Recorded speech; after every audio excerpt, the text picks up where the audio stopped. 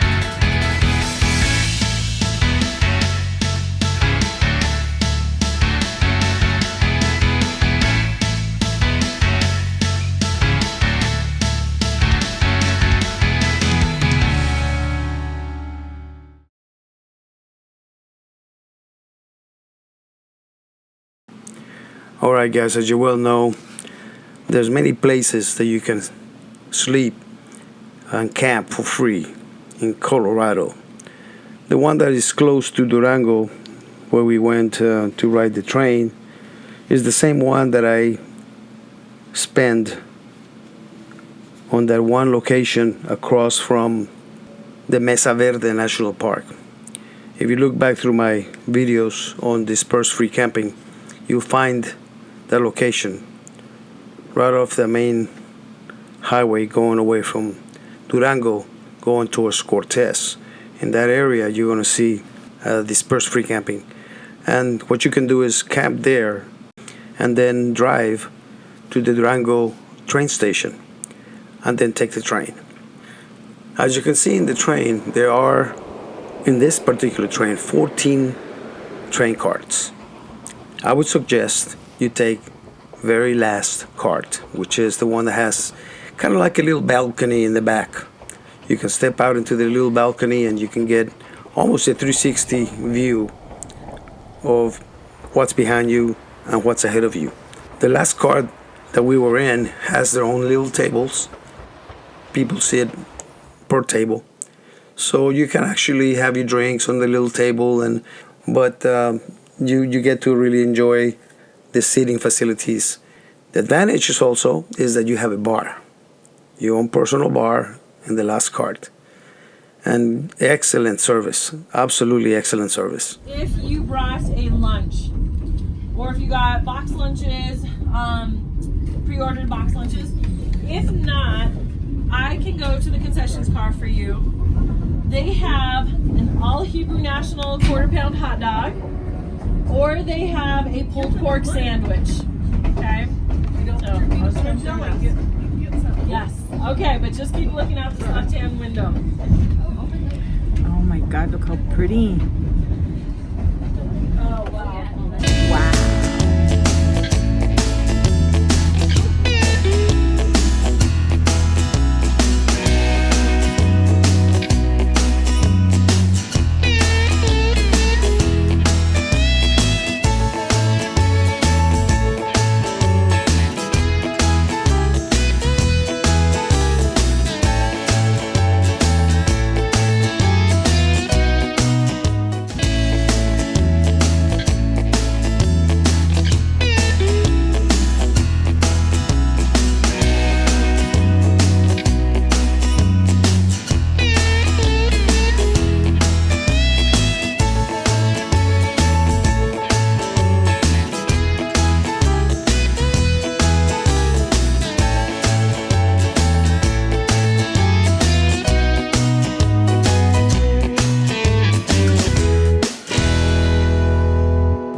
pros and cons of that. The pros of obviously you got better views, and you don't have to worry about windows being in your way. And the cons is that you are out in the cold. You're outside. Being inside and it's raining and it's going against the side of your window, you have nothing you can shoot with your camera because it's all wet. And if you open the window, the rain will come in. So there's pros and cons on that particular, the very last card.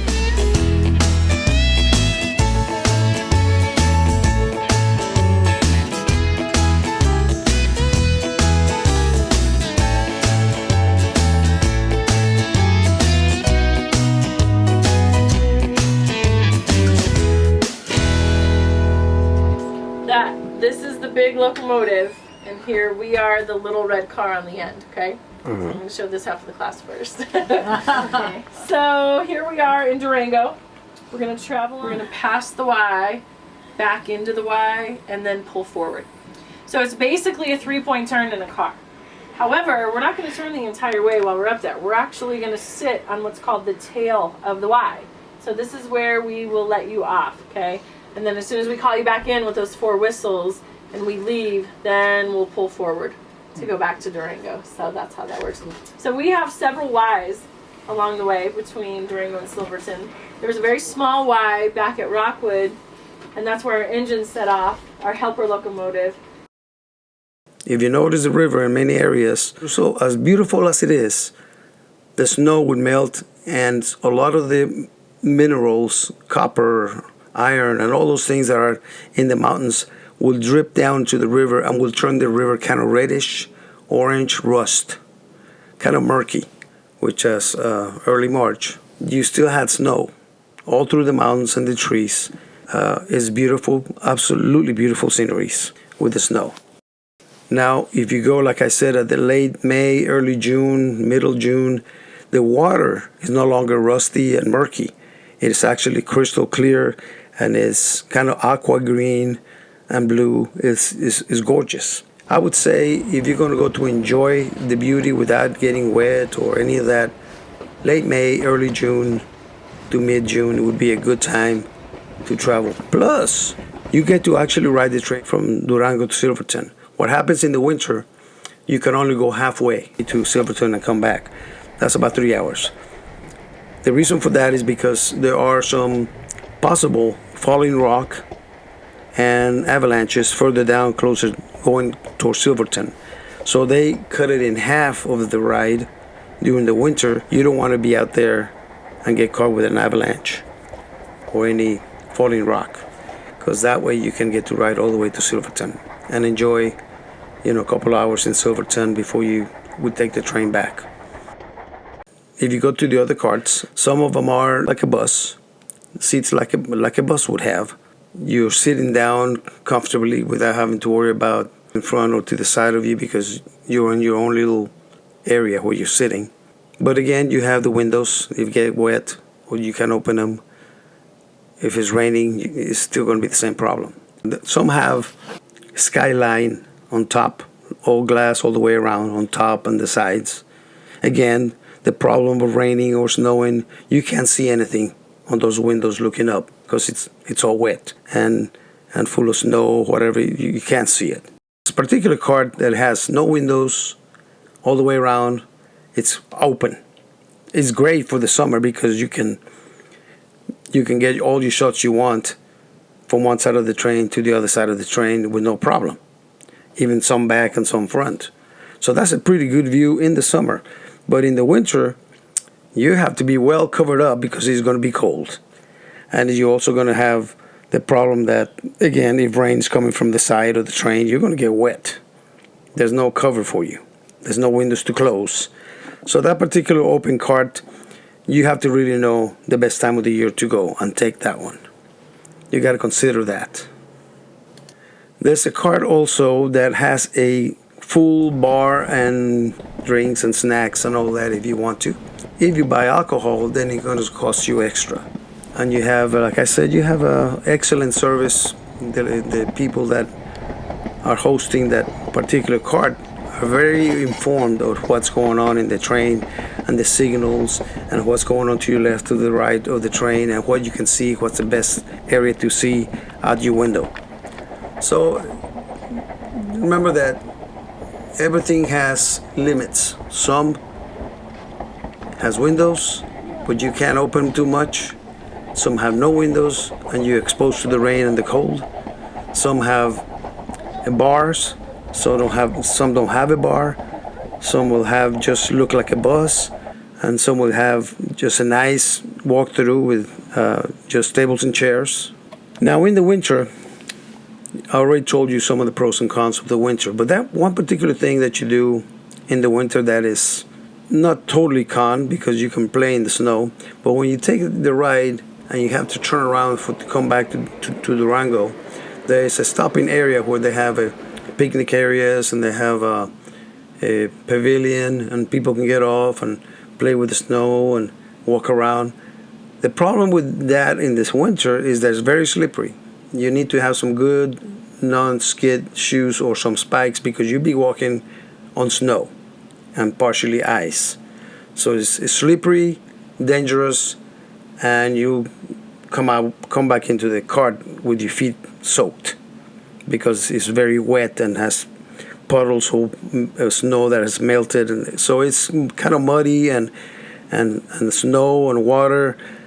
But it's fun in a way, because once you get out into the area where you can actually play with the snow and make a little snowman, or that is all fun.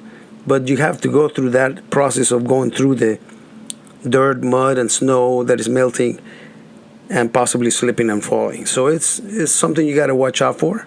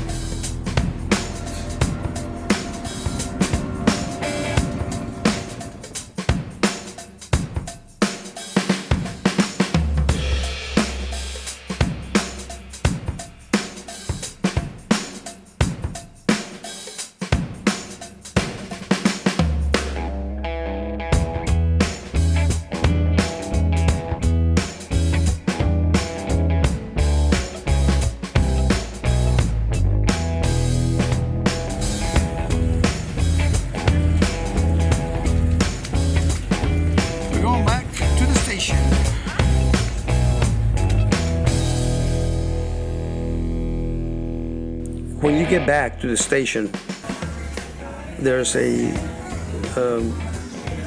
gift shop that you definitely want to stop and look at some of the items they have there. Support the train station by purchasing some items. But the Durango and Silverton narrow gauge railroad, he also has a museum. So you gotta enjoy everything that you have at your disposal when you're there. So you got the gift shop that you definitely want to look at. I don't know if everybody gets one or not, but we got some calendars with a beautiful picture of the train. That's a souvenir in itself, and it's free. And I will be giving credit to the train station for that picture. Everywhere in the city is free parking for disability. It means you can park right in front of the station. There's several disabled parking spots. You have a parking lot close to McDonald's. You'll see a big area where they park for the train. You have to walk to the station.